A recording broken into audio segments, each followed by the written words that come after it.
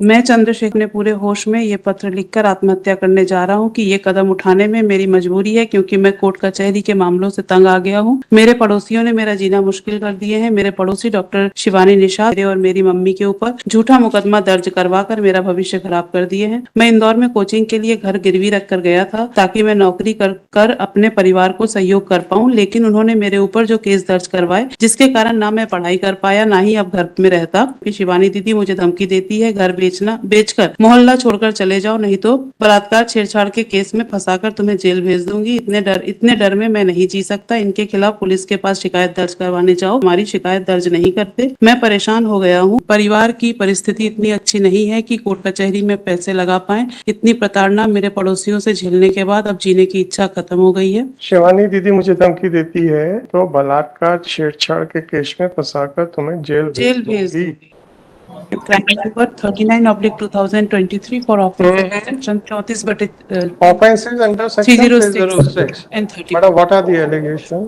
Yes, Lordship. May I read the contents of the? Yeah, ma'am, please. There is a dying declaration on that basis. मैंने dying declaration में allegation क्या है? जी I am reading. चले dying declaration पढ़ लेते हैं। जी।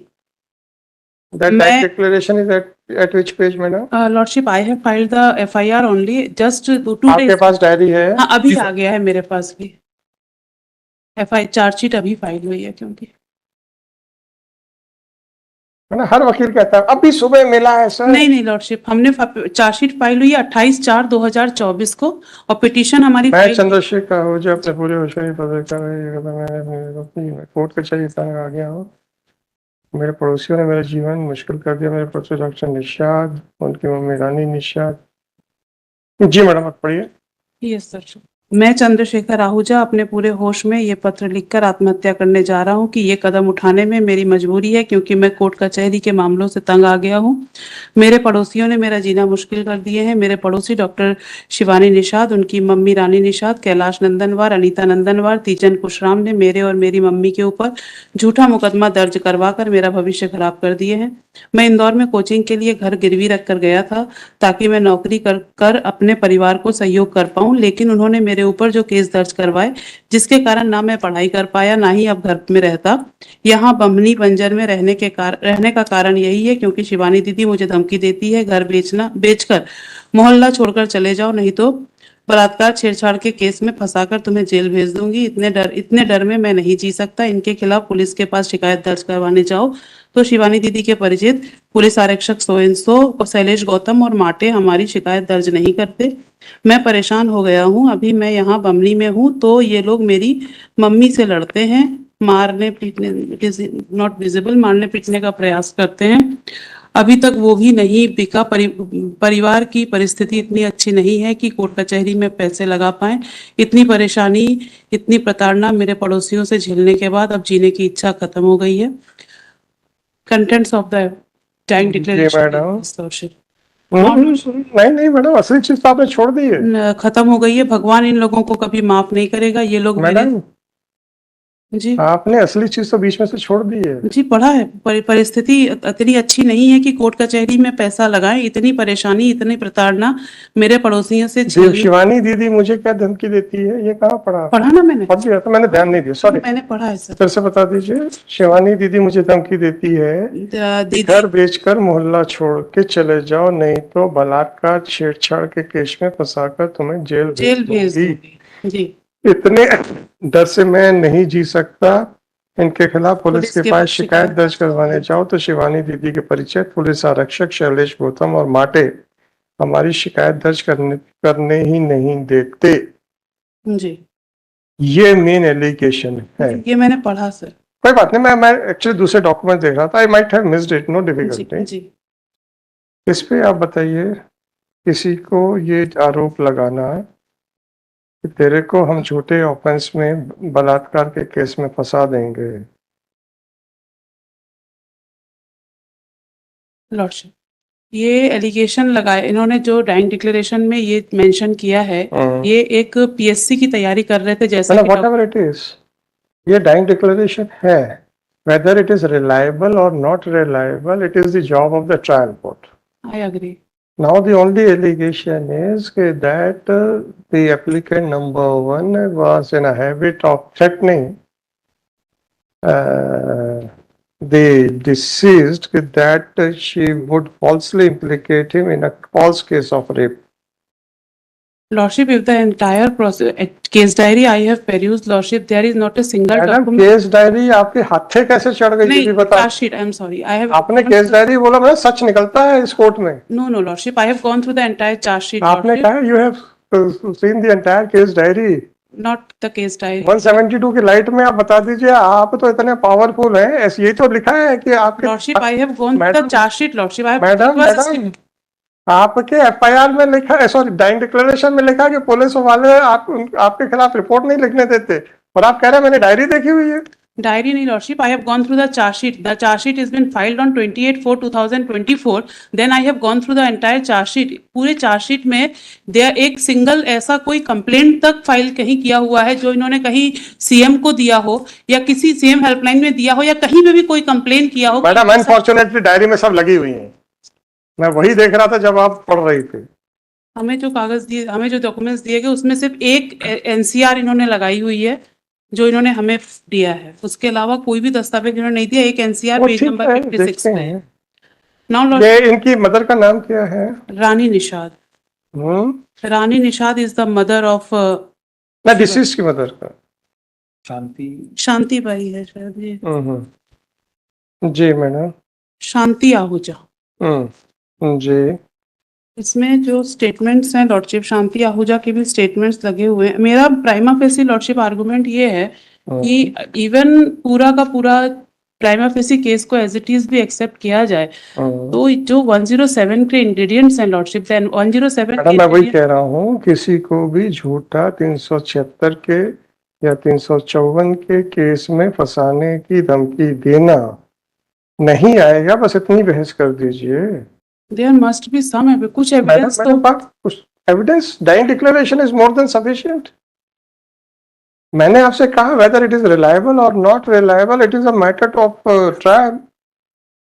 What else is required madam? Dying declaration पे supreme court का क्या लॉ है?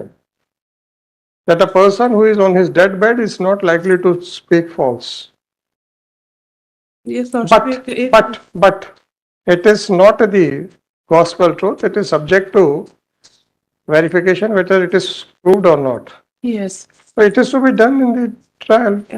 One judgment is there, Lordship, I have filed. क्या डाइंग डिक्लेरेशन को 482 में डिस्कार्ड कर देना चाहिए? ये इसमें एक जजमेंट हमने पेश किया है एनेक्चर A2 में, Jio Varghese versus state of Rajasthan. कौन से कहाँ पे पेश किया? Page number annexure A2 page number 13।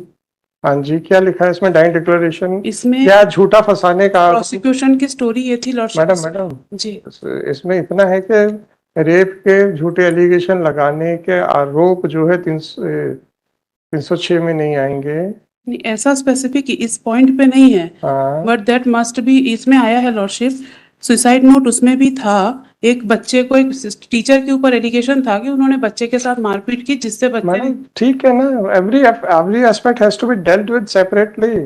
किसी को थप्पड़ मार देना, वो भी टीचर के द्वारा। She is a doctor by profession lordship. May be hardly matters, she may be a doctor, but whether she can commit an offence, that is the question.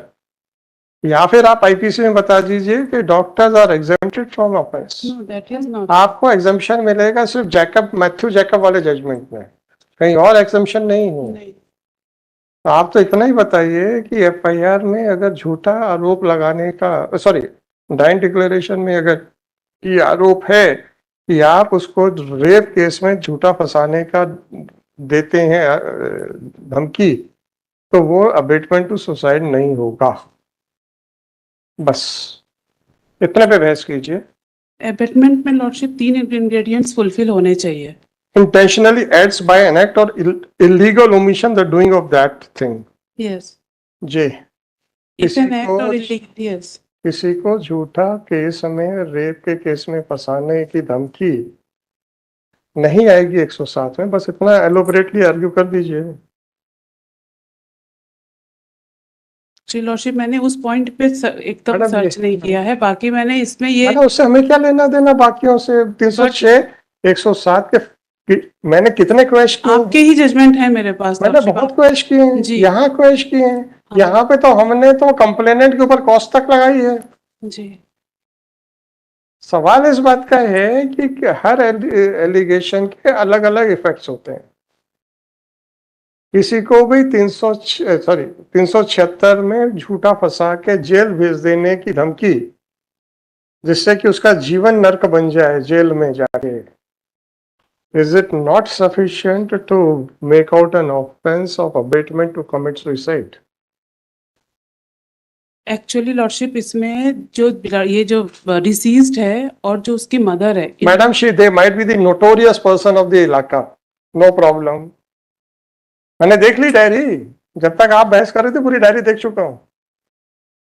Now see the act आप कहें कि साहब उनके खिलाफ बहुत लोगों ने complaints कर रखी थी, पूरा मोहल्ला दुखी था, बहुत अच्छी बात है।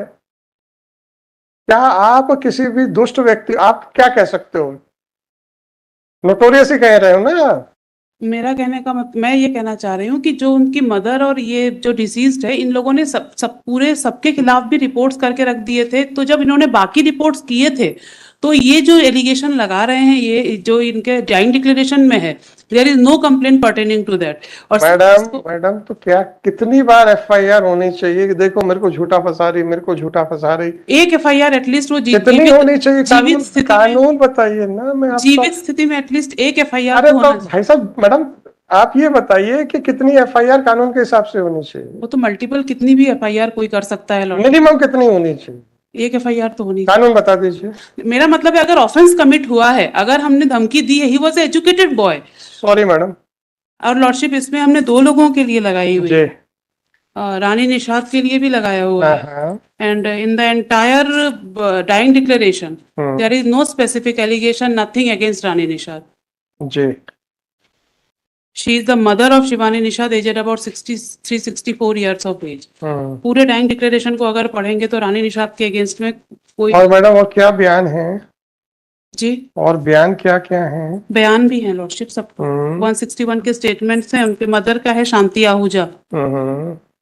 मैं रेलेवेंट पढ़ देती हूँ। मेरे पड़ोस में शिवानी निषाद, उसकी मां रानी निषाद, तीजनबाई, कैलाश नंदनवार और उसकी पत्नी अनीता घर के सामने नाली कचरा फेंकने की बातों को लेकर 10 वर्षों से विवाद करते हुए आ रहे हैं। वर्ष 2020 में इन लोगों द्वारा हम लोगों से विवाद किया गया था, तो मैंने थाने में कैलाश नंदनवार और उसकी पत्नी अनीता के खिलाफ कोतवाली जिला बालाघाट में रिपोर्ट की थी। इसी वजह से इन लोगों ने आपस में मिलकर मेरे व मेरे लड़के पवन के खिलाफ उनके 1 महीने बाद थाने में ही एक दिन 2 रिपोर्ट किए थे, जबकि मेरा लड़का पवन, जो झगड़ा विवाद में नहीं रहता, उसका नाम जबरदस्ती इन लोगों ने रंजिशवश लिखवा दिया था। जुलाई 2022 में मेरा लड़का पवन इंदौर से बालाघाट आया, तो कैलाश नंदनवार व अनीता नंदनवार, जिन्होंने वहां से घर बदलकर दूसरी जगह चले गए थे, उसके बाद भी इन लोगों का अपने घर आना जाना लगा रहा था। और साथ में ये 5 लोग मिलकर जब कभी भी आमने सामने आते तो मेरे लड़के पवन को धमकियां देकर कहते थे कि इसका भविष्य बर्बाद कर देंगे। बेवजह ये लोग मेरे व मेरे बेटे को आए दिन ताना देकर कहा करते थे कि कितने बेशर्म लोग हैं, इतनी इनकी रिपोर्ट होने पर भी इनको कोई फर्क नहीं पड़ता, जैसे हम रहते तो कब से मर जाते। कई बार शिवानी द्वारा बलात्कार के केस में फंसाने की धमकियां दी गई। इन सभी बातों से मेरा लड़का काफी परेशान रहने लगा था। वहां पिताजी से कह रहा था कि पापा, इन लोगों ने अपनी हरकतें बंद नहीं किए हैं। तब मेरे पति ने पवन को समझाकर बमनी जिला मंडला नवंबर माह 2022 में अपने साथ लेकर चले गए थे।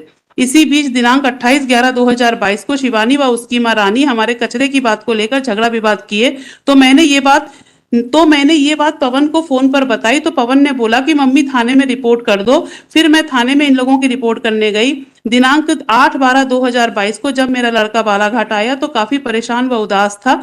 मुझसे कह रहा था कि मम्मी, इन लोगों द्वारा इतनी झूठी शिकायतें बेवजह मुकदमे कर दिए हैं, जिससे वहां बात मेरे दिमाग में हर समय चलती रहती है और ये शिवानी दीदी जबरदस्ती बलात्कार के केस में फंसाने की धमकी देती रहती है। तब मैंने उसका हौसला बढ़ाया कि बेटा कुछ नहीं होता, सब ठीक हो जाएगा। अगले दिन हम बमनी चले गए।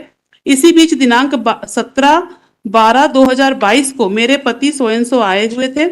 मुझसे कह रहे थे कि शांति, अपना घर जल्दी बिक जाएगा तो इन लोगों की झंझट से छुटकारा मिलेगा, क्योंकि पवन बहुत ज्यादा परेशान रहता है। मैंने कहा कि आप पवन का ध्यान रखो। फिर मेरे पति 20/12/2022 को बमनी आए और मुझे फोन पर बताए कि पवन ने कमरे में फांसी लगा ली है। फिर अनीस भाई के साथ और परिवार वालों के साथ खबर सुनकर हम बमनी पहुंचे। जी madam. this such type, this same 161 statements of the father and the other witnesses were recorded, Lordship. जी Or so far as the appellant number 2 is concerned, there is no allegation against her. जी जी Or appellant, Lordship, I am also relying a judgment, hmm, Uday Singh versus State of Haryana, AIR 2019, Supreme Court, 4570. Lordship, paragraph 16.1 and 16.2. I am only reading the relevant portion, Lordship. If the accused by his act and by his continuous course of conduct create a situation which leads the deceased perceiving no other option except to commit suicide, the case may fall within the four corners of section 306. If the accused plays an active role in tarnishing the self-esteem and self-respect of the victim, which eventually draws the victim to commit suicide, the accused may be held guilty for abetting suicide. Here, in the present case, this is not the case of applicant, that there is only bald allegations. In dying declaration, specific role, continuous, their action, their active role, that has been mentioned, Lordship. And one point, this may also kindly be noted, Lordship, how the deceased address the applicant. He has said, Didi. And what type of allegations they have made? They all together are libel, Lordship, and trial is to be. यार ये किताब निकाल लेना 2019 से आई है 457 Lordship, I am relying on Gangula Mohan Reddy and M. Mohan's judgment. दे दीजिएगा And so far as positive action is concerned, Lordship, there is one more judgment which I would like to, बताइए ना 2010, Volume 1, hmm, SCC 707, Amlendu Paul, Lordship, versus State of West Bengal. अमलेंद्रू Ji, Paul, versus State of Bengal, paragraph 12.